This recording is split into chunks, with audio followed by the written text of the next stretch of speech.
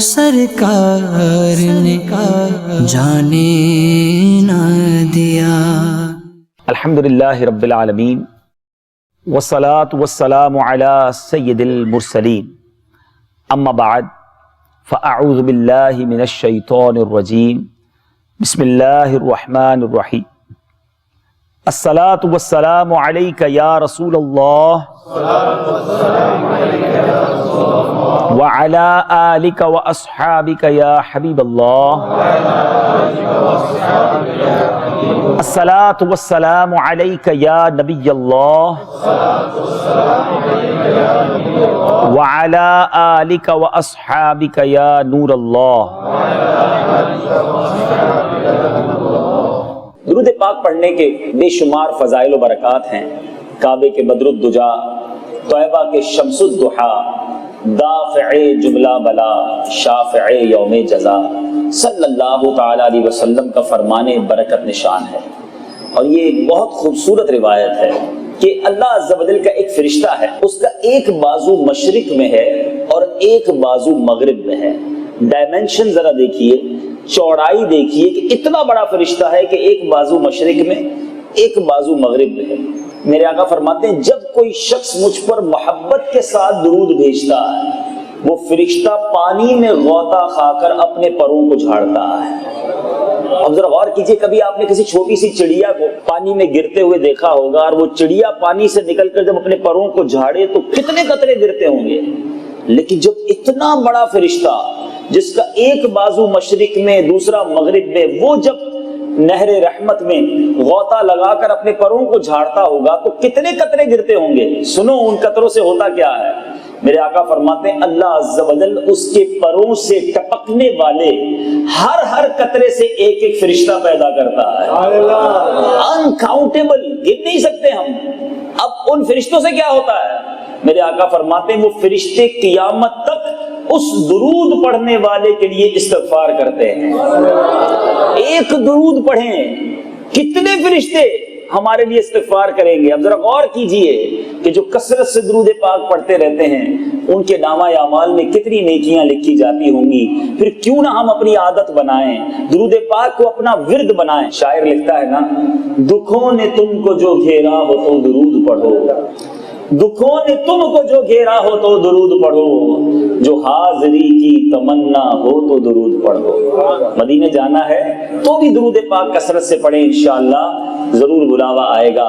محبت کے ساتھ مل کر بآواز بلند درود پاک پڑھیں۔ صلو علی الحبیب صلی اللہ تعالی علی محمد صلی اللہ علیہ وسلم۔ دعا ہم کرتے تو رہتے ہیں اور کرنی بھی چاہیے، مگر آج کچھ سمجھنے کی کوشش کریں گے کہ دعا کے بارے میں شریعت ہماری کیا رہنمائی کرتی ہے۔ کیا کبھی ہم نے اپنی زندگی میں دعا کے بارے میں سوچا کہ دعا بھی کوئی عبادت ہے؟ دعا کرنے کے بھی کچھ آداب ہیں، دعا کرنے کے کچھ فضائل بھی ہیں۔ کیا ایسا بھی کوئی طریقہ ہے کہ اس انداز سے دعا مانگی جائے تو دعا قبول ہو جاتی ہے؟ کیا کوئی ایسے اوقات بھی ہیں، ٹائمنگز ہیں کہ جن ٹائمنگز میں دعا کی جائے تو دعا قبول ہو جاتی ہے؟ کیا کچھ ایسے مقامات بھی ہیں کہ جن مقامات پر جا کر دعا کی جائے تو وہ دعا قبول ہو جاتی ہے؟ اور کیا دعا کے اندر کوئی ایسا طریقہ بھی ہے کہ وہ اپنایا جائے تو دعا رد کر دی جاتی ہے؟ تو آج کے مختصر بیان میں کچھ دعا کے بارے میں سنتے ہیں تاکہ ہمیں اندازہ تو ہو کہ یہ کتنی بڑی عبادت اور اس کے کتنے سارے آداب ہماری شریعت نے بیان کیے ہیں۔ دعا جو ہے وہ کس طرح بگڑے کام بناتی ہے۔ بعض اوقات لوگ بہت جلدی مایوس ہو جاتے ہیں، کچھ لوگ ملتے کہتے ہیں میرا کام اب نہیں بننا، میں برباد ہو گیا، میرا کوئی کام سیدھا نہیں ہو سکتا، میرے پاس کچھ ہے ہی نہیں، اب میرا بن ہی کچھ نہیں سکتا۔ بظاہر امپاسبل، ہم سمجھتے ایسا نہیں ہو سکتا، مگر میرا رب چاہے تو سب کچھ ممکن ہے۔ ہمیں یہ امید ہونی چاہیے، مایوسی نہیں ہونی چاہیے، اللہ کی رحمت پر بھروسہ ہونا چاہیے۔ میں آج آپ کو ایک بڑا ہی عجیب و غریب واقعہ سنانے جا رہا ہوں۔ روایتیں حدیثیں بہت سنی ہیں، سنیں گے بھی آج انشاءاللہ، مگر ایک ہماری دنیا میں آج کے دور میں پیش آنے والا واقعہ کہ ایک ڈاکٹر کا واقعہ ہے کہ وہ ڈاکٹر اپنے ملک کا معروف طبیب تھا، بڑا نام تھا اس ڈاکٹر کا، لوگ دور دور سے اس سے علاج کروانے آتے تھے، اور اس ڈاکٹر کا نام احمد تھا، بہت زبردست اسپیشلسٹ تھا، अपॉइंटमेंट बड़ी मुश्किल से मिलता था, कई कई महीनों के बाद अपॉइंटमेंट मिलता। वो तरक्की करता गया, अपने मुल्क का नंबर 1 डॉक्टर बन गया।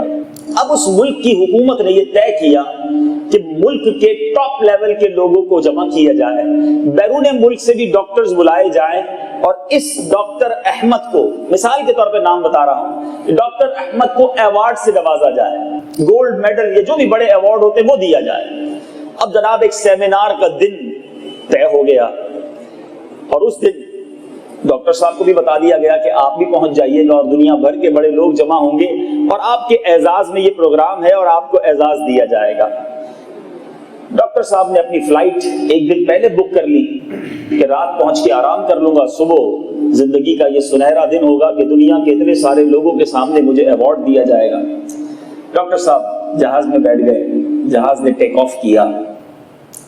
जब जहाज हवा में पहुंचा, थोड़ी देर के बाद जहाज में ऐलान होता है कि हमारे जहाज में कोई फन्नी खराबी हो गई है और हमें करीबी एयरपोर्ट पर जहाज को उतारना पड़ेगा। एक छोटा सा शहर था जहां हिफाजत के साथ जहाज की लैंडिंग हो गई। अब जब जहाज लैंड हो गया, डॉक्टर साहब ने कहा कि थोड़ी देर में लगता है जहाज की जो फन्नी खराबी दूर हो जाएगी और मुझे पहुंचा दिया जाएगा। काफी देर हो गई, सारे जो मुसाफिर थे परेशान होने लगे। जब एयरपोर्ट स्टाफ से राब्ता किया गया तो बताया गया कि जिस जहाज में आप आए हैं वो जहाज तो अब ऐसी खराबी का शिकार हो गया है कि आज वो ठीक नहीं हो सकेगा, कल दूसरा जहाज आएगा, वो आपको लेकर जाएगा अगली आपकी मंजिल की तरफ। डॉक्टर तो शॉक हो गया, परेशान हो गया कि मुझे सुबह इतने बड़े सेमिनार में पहुंचना है और वो पूरा सिलसिला, पूरा प्रोग्राम मेरे ही एजाज में होना है। अगर मैं वहां ना पहुंचा तो ये कैसे हो सकता है। बहुत बहस हुई, बड़ा जनाब कलाम हुआ। आखिरकार स्टाफ ने यही कहा कि हम बेबस हैं। हाँ, एक तरीका हो सकता है कि आप जो है जहां आपने जाना है वो यहां से 400-500 किलोमीटर दूर है, आप कोई किराए की गाड़ी करा लें, रात भर सफर आप बाय रोड कर लें, सुबह तक आप अपनी मंजिल तक पहुंच सकते हैं, वरना जहाज ने तो कल ही आना है। अब मरता क्या ना करता, डॉक्टर ने एक गाड़ी बुक करवाई और अपनी मंजिल की तरफ रवाना हो गया, क्योंकि पहुंचना बहुत जरूरी था, इस जिंदगी का सबसे अहम सिलसिला था। अब जैसे ही गाड़ी में आगे बढ़ता है, आधा घंटा ड्राइविंग के बाद शदीद बारिश शुरू हो जाती है, मौसम बिगड़ता है और बारिश, तूफानी बारिश। डॉक्टर ने उस रोड पर पहले कभी गाड़ी नहीं चलाई थी और उस तूफानी बारिश की वजह से एक ऐसा रास्ता डॉक्टर ने टर्न कर लिया जो उसे उसकी मंजिल की तरफ नहीं बल्कि किसी और रास्ते पर ले गया। चलता रहा, कुछ देर बाद, 1-8 घंटे बाद उसे याद आया कि मुझे ऐसा लगता है ये वो हाईवे नहीं जिस पर मुझे जाना है। अब रात भी हो चुकी है, थकन से भी बुरा हाल है, भूख भी सता रही है, बारिश भी बरस रही है। एक छोटा सा गांव आया, एक घर के अंदर छोटी सी टिमटिमाता हुआ चिराग कह लें, रोशनी नजर आ रही थी। डॉक्टर ने अपनी गाड़ी उस दरवाजे पर रोकी, दरवाजे को दस्तक दी। एक बूढ़ी खातून, बड़ी बुजुर्ग खातून थी, वो बाहर आई। डॉक्टर ने कहा कि मुझे फला जगह जाना है, ये रास्ता यहीं जाता है। उस शहर का नाम लिया जहां जाना है। बूढ़ी खातून ने कहा कि नहीं, ये तो बिल्कुल गलत रास्ते पर आप आ गए, ये रास्ता तो नहीं है, ये तो फला गांव में आप आ गए हैं। अब बूढ़ी खातून ने कहा बेटा बारिश भी बड़ी हो रही है, मुझे भूखे भी लगते हो, आ जाओ घर के अंदर बैठकर पहले खाना खा लो, कुछ फ्रेश हो जाओ, फिर आगे का सफर इख्तियार करना। अब ये डॉक्टर जो अपने मुल्क का नंबर 1 डॉक्टर है, खाने के लिए परेशान था, एक बेसरो सामानी की रात थी, उस बुढ़िया के घर में दाखिल हो गया। उस बूढ़ी खातून ने उसे खाना पेश किया, डॉक्टर ने खाना खाया। अब उस बूढ़ी खातून ने, जो कि दरअसल एक दुखी माँ थी, डॉक्टर से कहती है बेटा अब तुम मेरे घर आए हो तो ऐसा करो, एक दुआ भी मुझे दे दो। डॉक्टर बड़ा खुश था, कहा मैं आपको दिल से दुआएं दे रहा हूँ। कहा बेटा मुझे एक दुआ दो। कहा माँ बताएं आपको क्या दुआ चाहिए। देखा कि बिस्तर पर एक नौजवान लेटा हुआ है, तो दुखी माँ कहती है कि बेटा ये मेरा बेटा जो है ये कई महीनों से बीमार है और इसको ऐसी बीमारी लग गई है कि हमारे इलाके का कोई डॉक्टर इसे ठीक नहीं कर सकता। मुझे लोगों ने बताया कि हमारे वतन में एक ही डॉक्टर है जिसका नाम अहमद है, वो अपने काम में स्पेशलिस्ट है। बेटा मेरे पास इतने वसाइल नहीं हैं कि मैं उस डॉक्टर तक पहुंच सकूं। रोज नमाज पढ़ती हूँ, दुआ करती हूँ, یا اللہ کوئی صورت بنا دے کہ اپنے اس بیمار بیٹے کو اس احمد ڈاکٹر کے پاس لے جاؤں تاکہ وہ میرے بیٹے کا علاج کر دے۔ آج تم میرے گھر میں مہمان بن کر آئے ہو، مسافر بھی ہو، مہمان کی دعا بھی قبول ہوتی ہے، مسافر کی دعا بھی قبول ہوتی ہے۔ ہاتھ اٹھاؤ اور یہ دعا کر دو اللہ میرے بیٹے کو صحت یاب کر دے، یا کوئی ایسی سبیل کر دے کہ میں جو فلاں ڈاکٹر احمد ہے اس کے پاس اپنا بیٹا لے جاؤں۔ اب جب ڈاکٹر نے یہ سنا تو زارو کتار رونے لگا۔ اسے یاد آیا کہ وہ فلائٹ کا مس ہونا، وہ موسم کا خراب ہونا، وہ ٹیکنیکلی ایک چھوٹے ایئرپورٹ پہ لینڈ ہونا، وہاں سے میرا گاڑی کا سفر اختیار کرنا، پھر مجھے راستہ بھولنا اور اسی گھر کے دروازے پر آ کر دستک دینا، یہ سب اس ماں کی دعا تھی جو اپنے بیٹے کے علاج کے لیے ایک غریب ماں جو بڑے ڈاکٹر تک پہنچ نہیں سکتی تھی، اس کو سبیل یہ بتائی گئی تھی کہ تم ڈاکٹر احمد کے پاس پہنچ جاؤ، اللہ نے اس کے ہاتھ میں بڑی شفا دی ہے۔ مگر وہ غریب ماں سوچتی تھی کہ اپنے بیمار بیٹے کو اٹھا کر میں بوڑھی عورت کیسے پہنچوں گی؟ اللہ نے اس ڈاکٹر کو اس کی دہلیز تک پہنچا دیا۔ ڈاکٹر کہتا ہے اے ماں میں ہی ڈاکٹر احمد ہوں اور آج مجھے پتا چل گیا ہے کہ میں کیوں یہاں تک پہنچا ہوں۔ اب میں وعدہ کرتا ہوں کہ آپ کے بیٹے کا دل و جان کے ساتھ علاج کروں گا، یہ میرے رب نے سبیل بنائی ہے کہ میں آپ کے دروازے تک پہنچا ہوں۔ میٹھے میٹھے اسلامی بھائی، بظاہر تو یہ سٹوری میں نے کتاب میں پڑھی، لیکن آپ غور کیجئے سبق کیسا ہے اس میں۔ اللہ تعالیٰ نے جب بگڑی بنانی ہوتی ہے، جب پکار سننی ہوتی ہے، جب کام بننے ہوتے ہیں تو ایسی پلاننگ ہوتی ہے کہ عقلیں حیران ہو جاتی ہیں۔ بس مانگنے والا چاہیے، پکارنے والا چاہیے، رب عز و جل کے دربار میں التجا کرنے والا چاہیے، وہ کریم اپنے خزانوں سے عطا فرماتا ہے۔ ایسی ہی تو دعا ایک ماں نے کی تھی نا۔ موسیٰ علیہ نبینا علیہ السلام کلیم اللہ ہیں، اللہ کے نبی ہیں، ٹاپ آف دا لسٹ انبیاء کے نام لکھے جاتے ہیں ان کے مرتبے اور اعزاز کے حساب سے۔ حضرت موسیٰ علیہ السلام ان میں سے ایک ہیں۔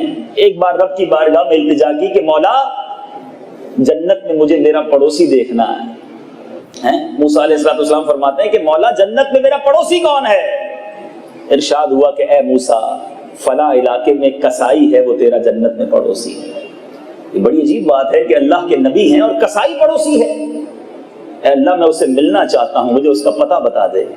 پتہ بتایا جاتا ہے۔ حضرت موسیٰ علیہ السلام تلاش کرتے ہوئے اس کسائی کے گھر پر پہنچتے۔ طویل واقعہ ہے کہ وہ اپنی ماں باپ کی بڑی خدمت کرتا تھا، ماں باپ کا انتقال ہو گیا۔ حضرت موسیٰ علیہ السلام نے یہ پوچھا کہ بتاؤ تمہارے ماں باپ تمہیں کوئی دعا دیا کرتے تھے؟ تو کہا میں جب بھی اپنی ماں کو کھانا کھلاتا تھا، اپنے ہاتھوں سے کھلاتا تھا، تو میری ماں یہ دعا دیتی تھی کہ یا اللہ میرے بیٹے کو جنت میں موسیٰ کا پڑوسی بنا دینا۔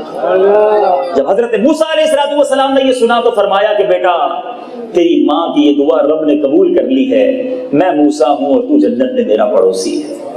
اے میرے بیچ اسلامی، یہ ہے دعا۔ دعا لینے کی بھی عادت ہونی چاہیے، دعا مانگنے کی بھی عادت ہونی چاہیے۔ ایسے اعمال کرنے والے بن جاؤ کہ لوگ دل سے دعائیں دینے لگ جائیں۔ ایک تو میں کہوں نا کسی کو میرے لیے دعا کرو، ٹھیک ہے، اور ایک کام ایسے کرو، ماں باپ کی خدمت ایسی کرو، لوگوں کے ساتھ بھلائی ایسی کرو، کسی کا دل ایسا خوش کرو کہ وہ خود ہاتھ اٹھا کر اللہ کی بارگاہ میں دعا کرے۔ ارے دل سے نکلی ہوئی دعا ہوگی، وہ طوفان کو ٹال دے گی، وہ مصیبتوں کو دور کر دے گی۔ اور اسی طرح میرے میٹھے اسلامی بھائیوں، یہ بات جہاں دعا کی ہے وہیں اگر دل سے بد دعا نکل جائے، وہیں اگر کسی کے دل سے ہائی نکل جائے تو وہ برباد کر دیا کرتی ہے۔ جبھی تو کہا جاتا ہے نا کہ مظلوم کی ہائے سے بچو، ایسے کام نہ کرو کہ جس کی وجہ سے جو ہے وہ انسان برباد ہو جائے۔ ہم کہتے ہیں نا غریب آدمی کیا بگاڑ لے گا، میرا تو کوئی بگاڑ ہی نہیں سکتا، میرے سامنے اونچی آواز میں بات کوئی نہیں کر سکتا، اف بھی نہیں کہہ سکتا، میرا ملازم ہے وہ کیا بولے گا مجھے۔ سنو، ہمیں بعض اوقات بڑے بڑے نقصان ہو رہے ہوتے ہیں، کبھی کاروبار تباہ ہو جاتا ہے، کبھی فیملی تباہ ہو جاتی ہے، کبھی بہت بڑا نقصان ہو جاتا ہے۔ کبھی غور کیا کرو کسی کی ہائے تو نہیں لی، کسی کا دل تو نہیں دکھایا، کسی کے جناب آپ نے ذلیل تو نہیں کیا۔ ارے کیا معلوم کس کے دل سے کیسی ہائے نکل جائے۔ یہاں دو باتیں سیکھنے کو مل رہی ہیں کہ ایک، ہمیں ڈرتے رہنا چاہیے کہ کسی کا دل نہ دکھے، کسی پر ظلم نہ ہو، کسی کی ہائے نہ لی جائے، دعائیں لینے والے بنو، بد دعائیں لینے والے نہیں۔ اور دوسری بات جو سیکھنے کو مل رہی ہے کہ بد دعا دینے کی عادت نہیں ہونی چاہیے، کیونکہ کیا معلوم کون سی قبولیت کی گھڑی ہو۔ کچھ لوگ تو بڑے عجیب و غریب ہوتے ہیں، وہ اپنے بچوں کو برا بھلا کہہ رہے ہوتے ہیں۔ ماؤں کی، اسلامی بہنوں کی عادت ہوتی ہے تجھے کیڑے پڑے, تو برباد ہو جائے, اور بعد میں اس کے ساتھ کچھ ہو جائے تو ماں ہی تنگ ہوتی ہے, ماں ہی سر پکڑ کے رو رہی ہوتی ہے. اس وقت نہیں سوچ رہے ہوتے ہم کہ کیا کہہ رہے ہیں. کبھی اپنے بچوں کو, میں آپ سب کو کہنے والا ہوں جو ماں باپ ہے سنو, کبھی اپنے بچوں کو بد دعا مت دینا. بچے ستائے بھی تو دعا دینا, کیونکہ بچے اگر برباد ہو گئے, بچے بیمار ہو گئے, پریشان ہو گئے تو آپ بھی پریشان ہوں گے, تکلیف آپ کو ہونی ہے.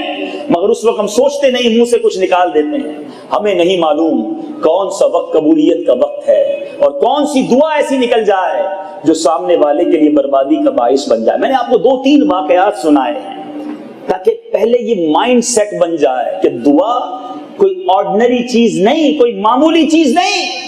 آپ کتنی بڑی پریشانی میں کیوں نہ ہو, اللہ سے سچے دل سے مانگو, وہ کریم ضرور عطا فرماتا ہے اور ایسے اسباب بناتا ہے کہ بعض اوقات عقلیں حیران ہو جاتی ہیں. شاعر لکھتا ہے نا, تو قریب ہی جو ٹھہرا تو کرم کے کیا ٹھکانے, تو قریب ہی جو ٹھہرا تو کرم کے کیا ٹھکانے, تو نوازنے پہ آئے تو نواز دے زمانے.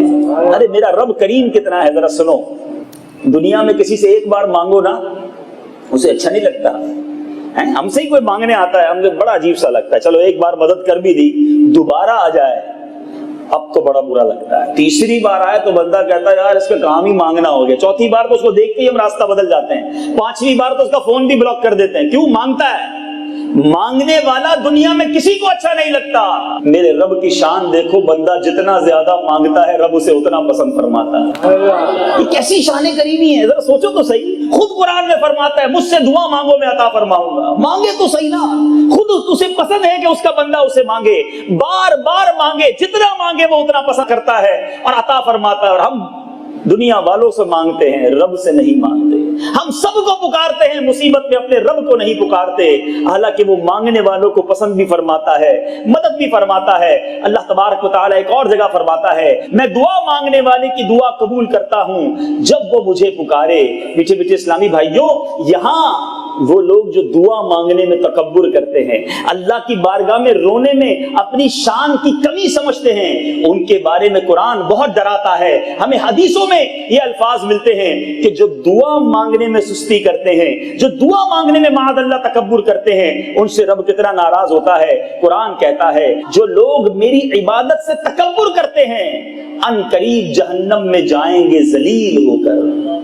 ہمیں اللہ کی بارگاہ میں جب مانگنا ہے دل و جان سے مانگنا ہے, خوش دلی سے مانگنا ہے, حقیر بن کر مانگنا ہے, اس کا بندہ بن کر مانگنا ہے, اس کو اپنا سب کچھ جان کر مانگنا ہے, وہ ضرور عطا فرمائے گا. میٹھے میٹھے اسلامی بھائیوں, نبی پاک علیہ السلام کا فرمان سنیے. میرے آقا فرماتے ہیں کہ اللہ فرماتا ہے اے فرزند آدم, کوئی حدیث قدسی ہو گئی, اے فرزند آدم تو جب تک مجھ سے دعا کرتا اور میرا امیدوار رہے گا میں تیرے گناہ کیسے ہی ہو معاف فرماتا رہوں گا اور مجھے کچھ پرواہ نہیں.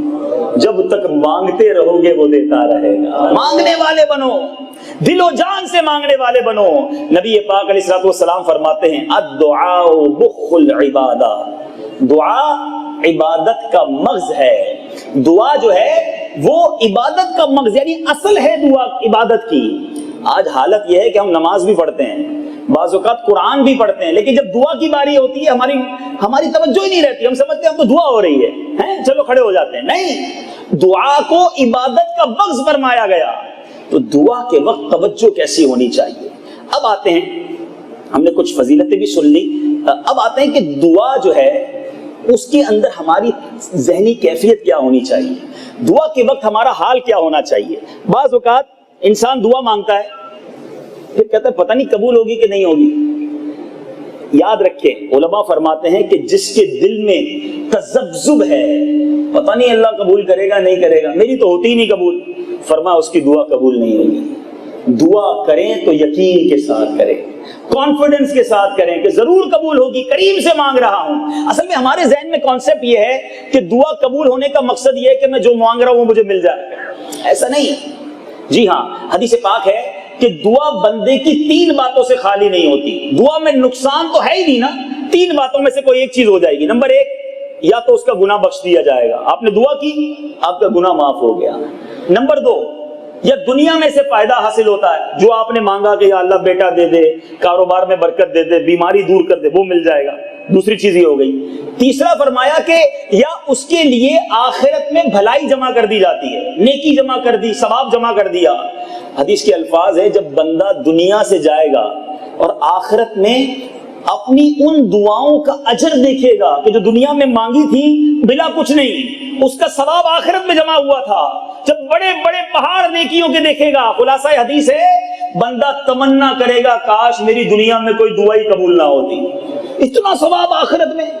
تو اب پتہ کیا چلا، ہر دعا فائدہ مند ہے، ہر دعا ہمارے لیے بہتری ہی بہتری ہے۔ ایک اور بڑی خوبصورت روایت ہے، روایتوں میں آتا ہے کہ بندہ جب دعا کرتا ہے تو دعا بلا اترتی ہے اور دعا اسے انٹرسپٹ کرتی ہے، اسے روکتی ہے، بندے پر نہیں اترنے دیتی، اور دعا جو ہے بندے کی اور بندہ بلا کے درمیان روک بن جاتی ہے۔ اب بعض اوقات ہو سکتا ہے ہم میں سے کوئی دعا کرے، کسی علامہ صاحب سے بھی دعا کروائے، کسی مزار پہ بھی جا کے دعا کرے کہ میرے کاروبار میں برکت ہو جائے، بندہ کہ یار مدنی قافلے میں بھی گیا، دعا کی، نماز کے بعد بھی دعا کی، فلاں علامہ صاحب سے بھی دعا کروائی، کاروبار تو ویسے کا ویسے ہی ہے۔ مجھے ایک بات بتائیں، آپ کے کاروبار میں برکت نہیں ہوئی، تیزی نہیں ہوئی، زیادہ پروفٹ نہیں ہوا، لیکن آپ کے مقدر میں یہ لکھا تھا کہ کاروبار جس دکان پہ کرتے ہیں وہ آگ لگنی تھی، آپ نے دعا کی، اللہ نے اس بلا کو روک دیا، اس بلا کو ٹال دیا۔ یہ بڑا فائدہ ہوا کہ نہیں ہوا؟ ہم نے دعا کی یا اللہ میرے گھر میں برکت دے دے، ہمیں بظاہر کوئی فائدہ نظر نہیں آ رہا، لیکن کیا معلوم ہمارے لیے یہ لکھا تھا کہ ابھی مسجد سے باہر نکلیں گے اور ایکسیڈنٹ ہونا تھا، لیکن اس دعا کی برکت سے وہ بلا ٹال دی گئی۔ کریم میرا رب ہم سے زیادہ جانتا ہے۔ دیکھیں اللہ پر یقین کرنا سیکھو۔ پرابلم یہی ہے کہ دعا مانگتے وقت بھی کانفیڈنٹ نہیں ہے، جس سے مانگ رہے اس پر بھروسہ ہی نہیں ہے تو وہ کیسے عطا فرمائے گا؟ ارے یار جس کو بھروسہ ہوتا ہے اسے کیسے ملتا ہے؟ ایک گاؤں میں بارش نہیں ہو رہی تھی تو لوگوں نے نماز استسقاء کی جاتی ہے، دعا کے لیے نماز پڑھی جاتی ہے، تو بارش کی نماز کی اعلان کیا گیا کہ فلاں جگہ پر آ جائے، سب لوگ مل کر نماز استسقاء بھی پڑھیں گے اور دعا ہوگی بارش کے لیے۔ سارے گاؤں والے جمع ہو گئے، بڑا قحط تھا، بہت عرصے سے بارش نہیں ہوئی تھی، کھیت بھی سوکھ گئے تھے، جانور بھی سوکھ گئے تھے، پانی کو ترس رہے تھے لوگ بوند بوند کو۔ تو ایک نوجوان اس میدان میں پہنچا ہاتھ میں چھتری لے کر، تو لوگوں نے کہا کہ عجیب بات ہے، عرصہ ہو گیا بارش نہیں ہوئی اور تم نماز استسقاء میں بھی آئے ہو تو چھتری لے کر آئے ہو۔ تو نوجوان نے کمال جواب دیا، کہا کہ اللہ سے مانگنے آیا ہوں، بارش ہو گئی تو واپس کیسے جاؤں گا؟ کریم سے مانگنے بارش آیا ہوں تو بارش تو ہونی ہے، اب برسے گی تو بھیگتے ہوئے جانا پڑے گا۔ کتابوں میں لکھا اس نوجوان کے یقین کی برکت سے جب لوگوں نے دعا کی تو موسلا دھار بارش ہوئی، سارے لوگ بھیگتے ہوئے گھر کو جا رہے تھے، نوجوان چھتری کے سائے میں جا رہا ہے۔ یقین تو کرو نا، بھروسہ تو کرو اللہ سے مانگتے ہوئے، پتہ نہیں قبول ہوگی نہیں ہوگی، نہیں ضرور قبول ہوگی، اور میرا رب جو میرے لیے بہتر ہے وہ فیصلہ فرمائے گا۔ اصل یہ بھی ایک پرابلم ہے کہ ہم سمجھتے ہیں میں عرصے سے بچہ مانگ رہا ہوں میرے اولاد ہی نہیں ہو رہی، میں عرصے سے دعا مانگ رہا ہوں میں ٹھیک نہیں ہو رہا، عرصے سے دعا مانگ رہا ہوں قرضہ ہی دور نہیں ہو رہا، میں جناب کرائے کے گھر میں رہتا ہوں اللہ سے مانگ رہا ہوں، مزار پہ بھی جاتا ہوں، مدنی قافلے میں بھی جاتا ہوں، میں تو مکے مدینے میں بھی ہو آیا، اپنا گھر ہی نہیں ہوا، ابھی تک کرائے کا گھر ہے۔ یہ شکوے شکایت چھوڑ دو، اللہ پر بھروسہ کرنا سیکھو کہ وہ کریم اپنے بندوں کو ان کی ماں سے زیادہ چاہتا ہے، وہ رحمان ہے، وہ رحیم ہے، اس کے فیصلے ہمارے لیے اچھے ہیں۔ جب تک یہ یقین نہیں ہوگا دل کو قرار بھی نہیں ملے گا، یقین کی دولت بھی نہیں ملے گی۔ اب اس کو دنیاوی مثال کے ذریعے عرض کرتا ہوں، سمجھنے کی کوشش کیجئے۔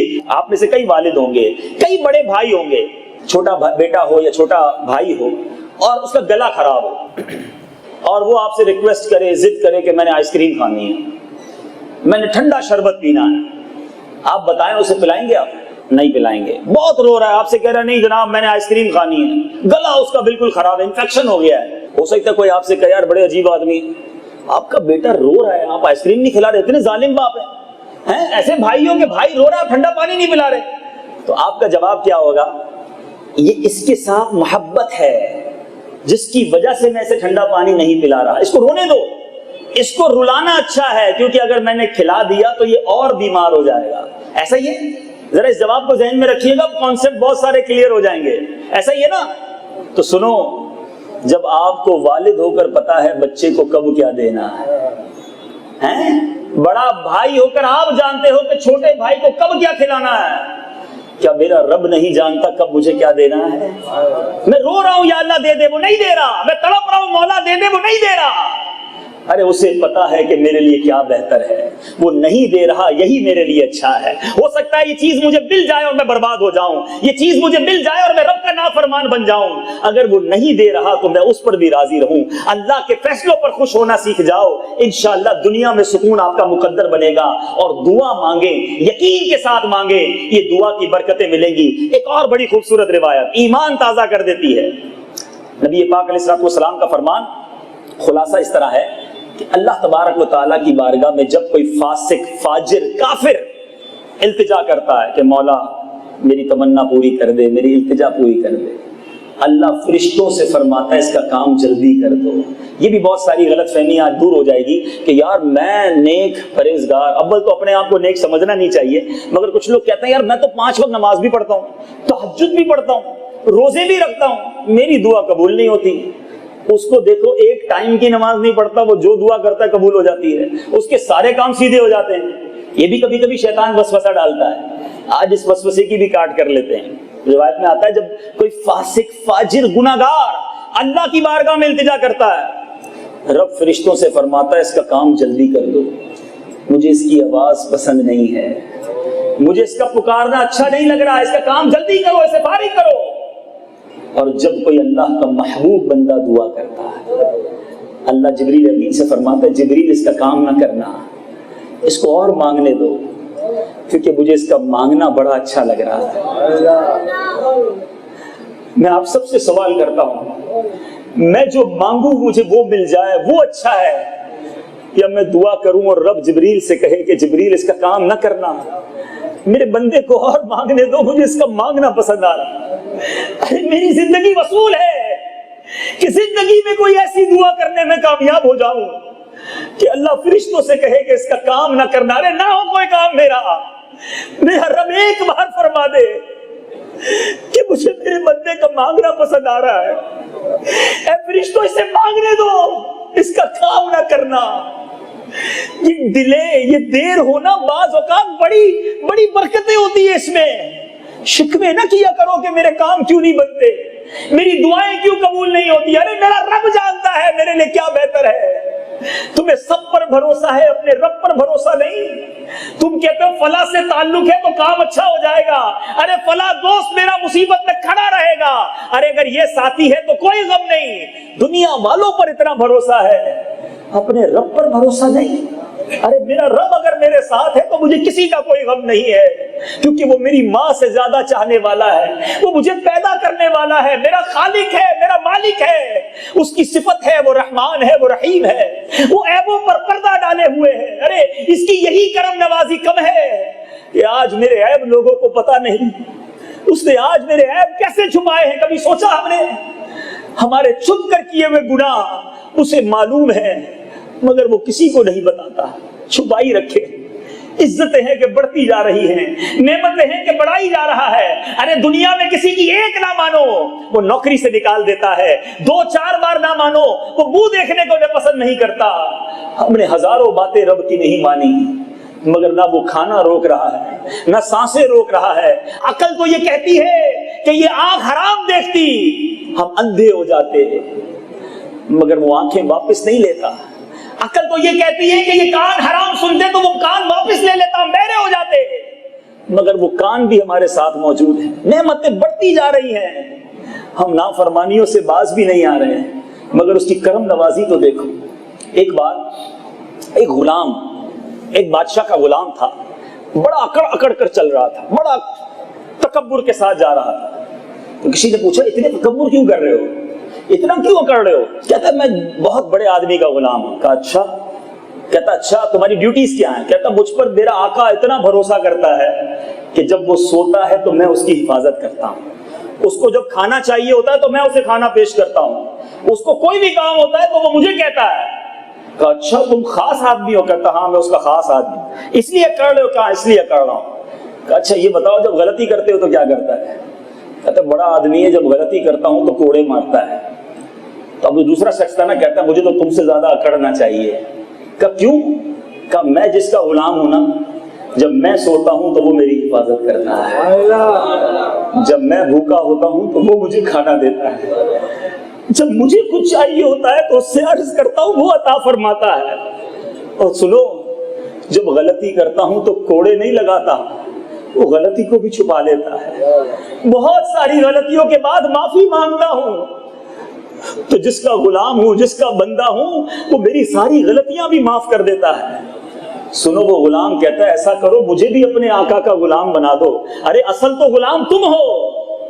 تو اب اس شخص نے کہا کہ میں اپنے اللہ کا بندہ ہوں، آؤ میرے رب کی بندگی اختیار کر لو کہ تمہیں اسے نہیں کھلانا، بلکہ جب تم بھوکے ہوگے اس نے کھلانا ہے، جب تم ننگے ہوگے اس نے کپڑے دینے ہیں، جب تم نے اسے پکارنا ہے اس نے تمہاری ضروریات پوری کرنی ہے، غلطیاں کرنی ہیں پھر بھی اسی نے معاف کرنا ہے۔ پھر اس رب کی نافرمانی کیوں کی جائے، اس رب کو راضی کرنے والے کام کیوں نہ کیے جائیں۔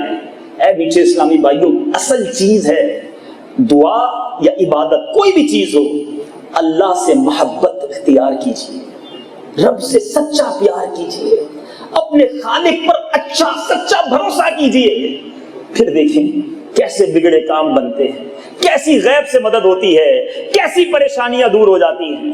دعا کا ایک ادب یہ ہے، خشوع و خضوع کے ساتھ دعا کی جائے، رقت قلبی کے ساتھ دعا کی جائے، حاضر دل کے ساتھ دعا کی جائے۔ بڑا پرابلم ہے، دعا بھی کر رہے ہوتے ہیں دماغ کہیں اور ہوتا ہے، آمین آمین آمین، بھائی کیا دعا ہو رہی ہے پتہ نہیں، دماغ کہیں اور ہے، خیال کہیں اور ہے، اللہ کی بارگاہ میں عرض کر رہے ہو دھیان کہیں اور ہے۔ آپ کو میں کہوں جناب وزیر اعظم کے پاس جانا ہے، آپ کا جو کام رکا ہوا وہ فائل دینی ہے، کتنا دھیان سے جاؤ گے، کتنا کانشیس ہو کے جاؤ گے، فائل دیتے وقت کام بتاتے وقت ادب کتنا ہوگا، صاحب میرا یہ کام رکا ہوا ہے، وہ ایک سوال کریں گے ہم 4 جواب دیں گے، شاید کوئی اور بات پوچھ لیں۔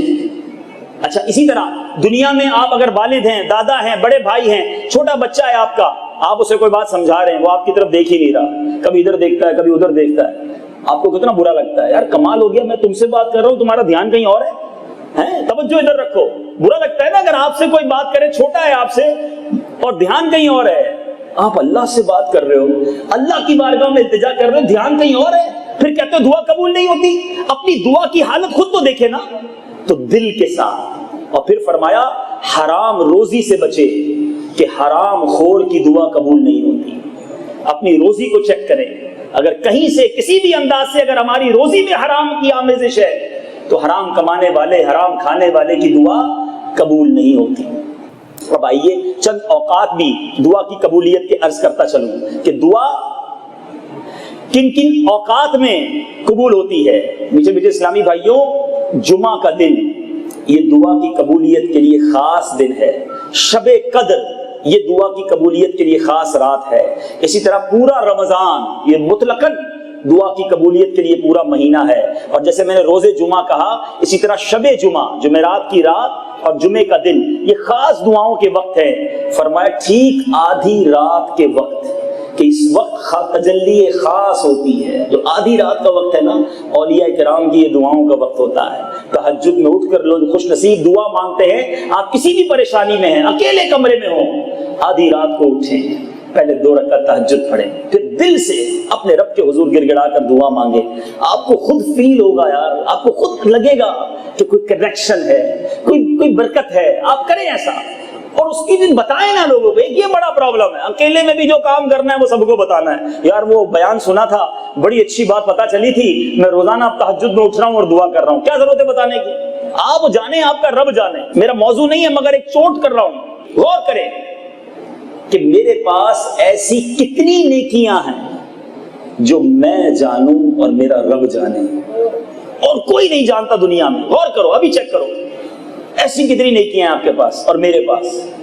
ہمارا بہت برا حال ہے، بہت برا حال ہے، بلکہ اب تو ایک اور برائی کی طرف قدم کہ نیکیاں تھوڑی ہیں بتانا زیادہ ہے۔ اول تو پہلے نیکی بتانے کا شوق تھا، اب کام تھوڑا کرنا ہے بتانا زیادہ ہے تاکہ اور واہ واہ ہو جائے۔ توبہ توبہ توبہ، اللہ کے لیے کر رہے ہو، لوگوں کے لیے کر رہے ہو، خدا را اپنے عمل کو بچائیے، اللہ کی رضا کے لیے کیجیے۔ تو بہرحال اسی طرح مسجد کو جاتے وقت، آپ جب نماز کے لیے مسجد کو آ رہے ہیں نا، یہ خاص دعا مانگنے کا وقت ہے۔ وقت اذان شروع ہو یہ وقت بھی، اذان ختم ہو یہ وقت بھی دعا کا وقت ہے۔ پھر اس طرح فرمایا اذان اور اقامت کے درمیان کا جو وقت ہے، یہ بھی خاص دعا کی قبولیت کا وقت ہے جب امام ولداللین کہے. آپ نے جب امام بلند آواز سے نماز پڑھاتے ہیں جو جہری تلاوت ہوتی ہے تو یہاں پر جب ولداللین کہے تو ہمیں آمین کہنا ہے.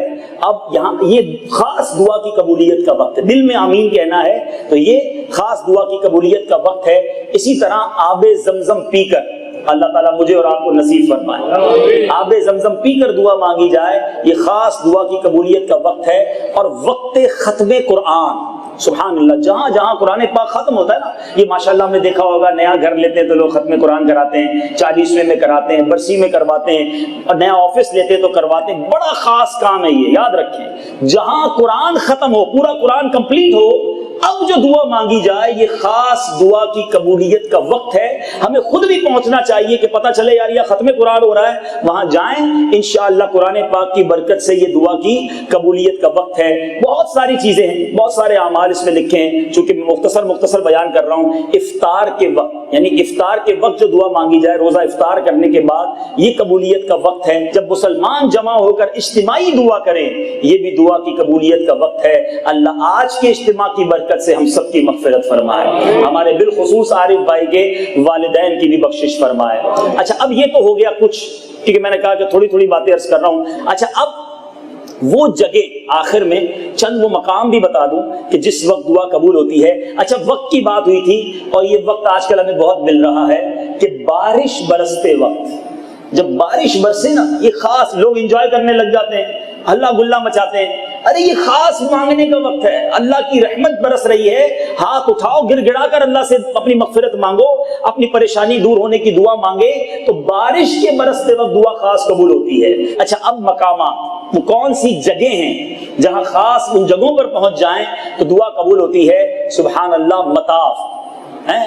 مصنف نے پہلا جو مقام لکھا مطاف, یعنی جہاں طواف ہوتا ہے اس جگہ جائیں تو دعا قبول ہوتی ہے. پھر فرمایا ملتزم, جو کعبہ مشرفہ کا دروازہ اور حجر اسود کے درمیان کی جگہ ہے, یہ خاص جگہ ہے جہاں پر دعا قبول ہوتی ہے. پھر اسی طرح میزاب کے نیچے حتیم جو ہے, یہ خاص مقام ہے دعاؤں کی قبولیت کا. حجر اسود پر کوئی جائے, یہ جگہ ہے دعاؤں کی قبولیت کی. سبحان اللہ, مستجاب, یہ وہ دیوار ہے جو حجر اسود سے پہلے کی, طواف کریں تو جو آخری دیوار حجر اسود سے پہلے آتی ہے, اعلیٰ حضرت نے اس جگہ کا نام مستجاب رکھا.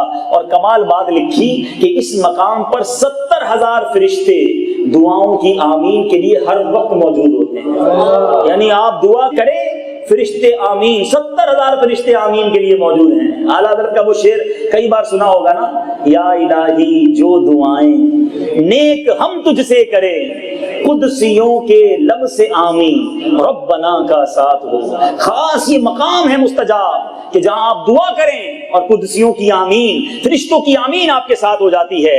سبحان اللہ. اور مدینہ منورہ کی تو کیا بات ہے, مسجد نبوی شریف میں جا کر دعا مانگے, ریاض الجنہ میں جا کر دعا مانگے, روضہ رسول پر حاضر ہو کر دعا مانگے, یہ خاص دعاؤں کی قبولیت کے مقامات ہیں. اور بالخصوص جہاں انبیاء کے مزارات ہیں, صحابہ کرام کے مزارات ہیں, اولیاء کرام کے مزارات ہے, کہ یہ خاص رحمت الہی کے نزول کی جگہ ہیں. ان جگہوں پر پہنچ کر رب کے حضور ہاتھ اٹھا کر دعا مانگے تو انشاءاللہ ان بزرگوں کے وسیلے سے دعا قبول ہوگی. تو بہرحال میٹھے اسلامی بھائیوں, آج کے اس مختصر سے بیان میں چند چیزیں ہائی لائٹ کرنی تھی, چند چیزیں اجاگر کر کے سمجھانی تھی کہ دعا یہ عبادت کا مغز ہے.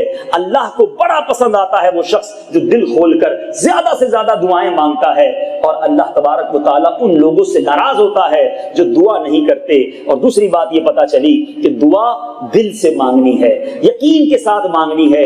دنیا والوں کا پیچھا چھوڑو, اپنے رب کی بارگاہ میں سر جھکانا سیکھ جاؤ, تمہارے سارے بگڑے کام بن جائیں گے. اور تیسری بات یہ سیکھنے کو ملی, کسی کی ہائی نہیں لینی, کسی کو تکلیف نہ پہنچائیں, کیونکہ دل سے اگر بد دعا نکل گئی تو بنے کام بھی بگڑ جاتے ہیں اور برباد ہو جاتا ہے انسان. اور چند ان مقامات کے بارے میں سنا کہ جن مقامات پر دعائیں قبول ہوتی ہیں, ان اوقات کے بارے میں سنا सुना जिन औकात में दुआ कबूल होती है, आखिर में रब्ब करीम की बारगाह में दुआ करते हैं, अल्लाह ताला हमें दिलो जान के साथ, इखलास के साथ, सुन्नतें और आदाब बजा लाते हुए दुआएं करने की तौफीक अता फरमाए। जो दुआएं हमारे आका अलैहिस्सलातु वस्सलाम ने मांगी, हमें उन दुआओं का हिस्सा अता फरमाए। जिन चीजों से मेरे आका अलैहिस्सलातु वस्सलाम ने पनाह मांगी, अल्लाह ताला हमें भी उन चीजों से पनाह नसीब फरमाए। रब्ब करीम की बारगाह में दुआ करते हैं हमें मुस्तजाबुद दाअवात बना दे। बहुत खूबसूरत शेर, बल्कि मैं चलिए नियत तो आज की जा सकती है कि जब भी आपका इंशाअल्लाह काबा मुशर्रफा की तरफ जाना हो और काबे पर पहली नजर पड़े, ये वो वक्त है जो खास दुआ की कबूलियत का वक्त है। अब उस वक्त उलमा कहते हैं दुरूद पाक पढ़े बंदा और उसके बाद ये दुआ कर ले कि या अल्लाह जब भी मैं जो दुआ तुझसे नेक और जायज करूं वो कबूल हो जाए।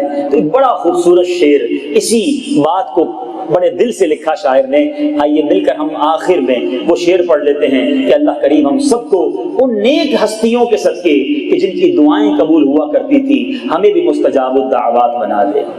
हाथ उठते ही बर आए हर मुद्दा, हाथ उठते ही बर आए हर मुद्दा, वो दुआओं में मौला असर चाहिए, वो दुआओं में मौला असर चाहिए। आशिकाने नबी के है दिल की सदा, सब्ज गुंबद के साए में घर चाहिए। ज़ौक़ बढ़ता रहे अश्क बहते रहें, मुस्तरिब कल्ब और चश्मे तर चाहिए। आमीन बिजाहि नबील अमीन सल्लल्लाहु तआला अलैहि वसल्लम। मेरे आमाल का बदला तो जहन्नम ही था, मैं तो जाता मुझे सरकार ने जाने ना दिया।